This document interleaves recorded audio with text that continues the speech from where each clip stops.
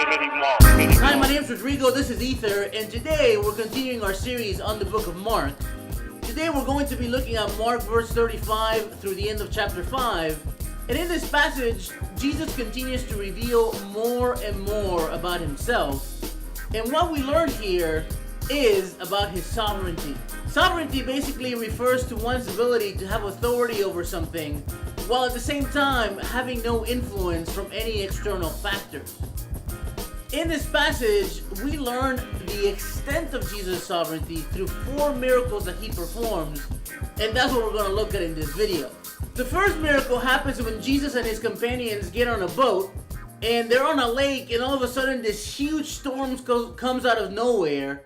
The disciples are so terrified they think they're going to die, and they wake up Jesus, who's sleeping at the bottom of the boat. And basically Jesus wakes up and tells them, listen, don't worry, I got you. And Jesus gets up, rebukes the storm, and all of a sudden the weather clears. What we see in this miracle is Jesus' sovereignty over nature. The next miracle happens once Jesus and his disciples arrive to their destination. And basically upon arriving, they encounter this man who is possessed by demons.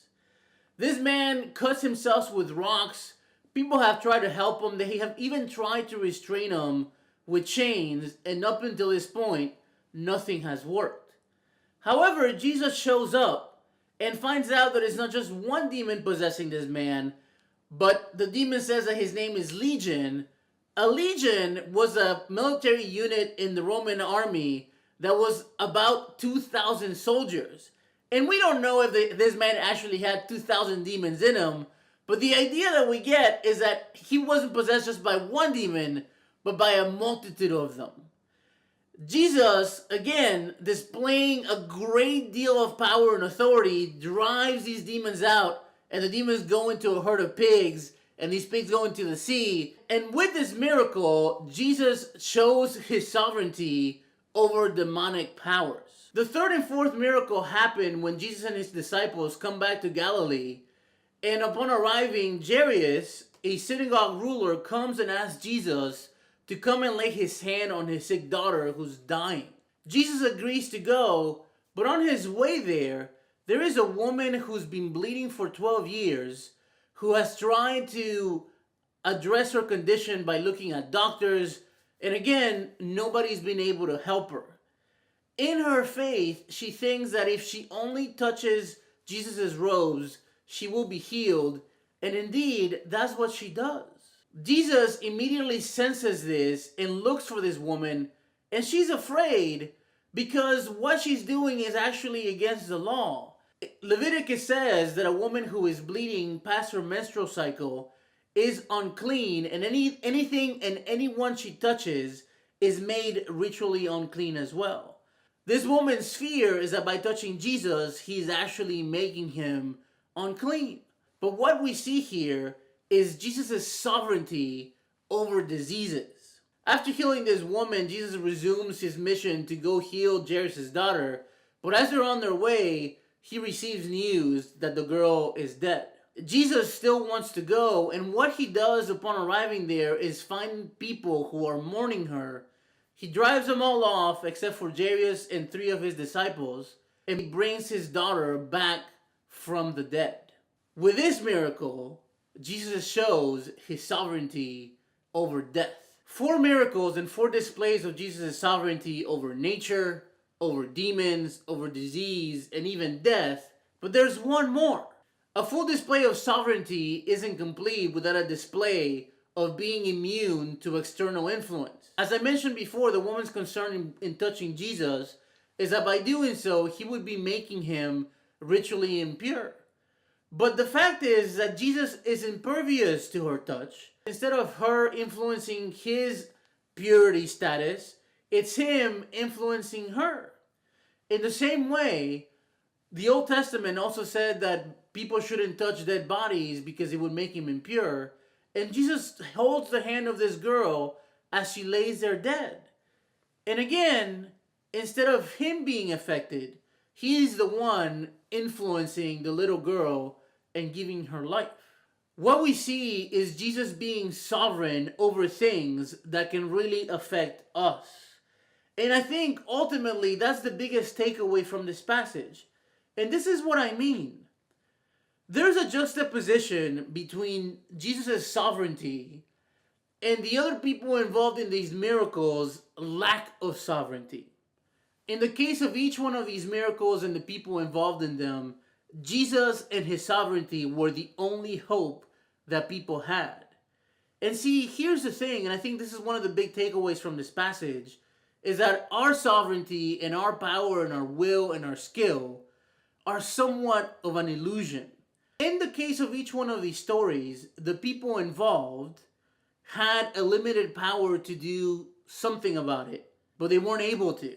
In the case of the storm, there were at least 3 men that we know of on that boat who were skilled fishermen who probably wasn't their first time in a storm, but this storm was different.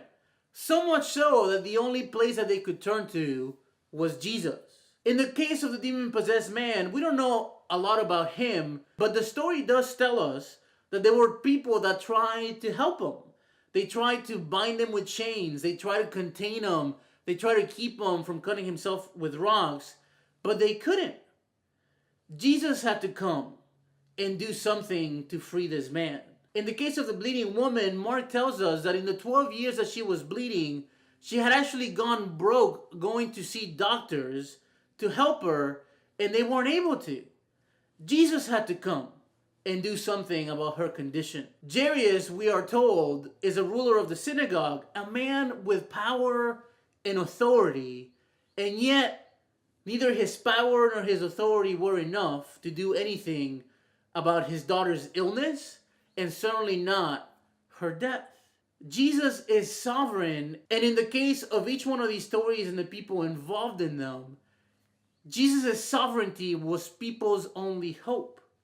If you've been watching this series from the beginning, one of the things that we covered in the introduction of the book of Mark is that Mark wrote this gospel under the context of the Christians being persecuted. And even in that context, as Christians are being killed, as they're being arrested, as they're being taken away, this is a great reminder of where to put their hope, in the sovereignty of Jesus. As I make this video, the US as a country, the world as a whole, is going through a lot. And there are a lot of very powerful men trying to do things about all these different situations that we're trying to address. And I think if we were to just rely on them, we would be hopeless. I know it sounds cheesy and religious-y and sort of like singy-songy, but the reality is that this passage teaches us that the greatest hope that we have for things that are completely over our head is the sovereignty of Jesus. We hope this video has inspired you and encouraged you and certainly inspired you to dig more into your Bible, because that's what we're creating this content for. If you like our content, you'd be doing us a great favor by sharing it with other people. You would also be helping us out a lot by following us on social media at EtherMMC, and you would be doing us even a greater favor if you chose to become one of our Patreons. Any financial support that you give us goes a long way. Also, don't forget that along with each one of these videos, we do a podcast. And in the podcast that we did for this video, we're going to talk about the fear of God, because in 2 of the miracles, that's people's reactions to Jesus. So be on the lookout for that. Thank you so much for watching, and we'll see you on the next one.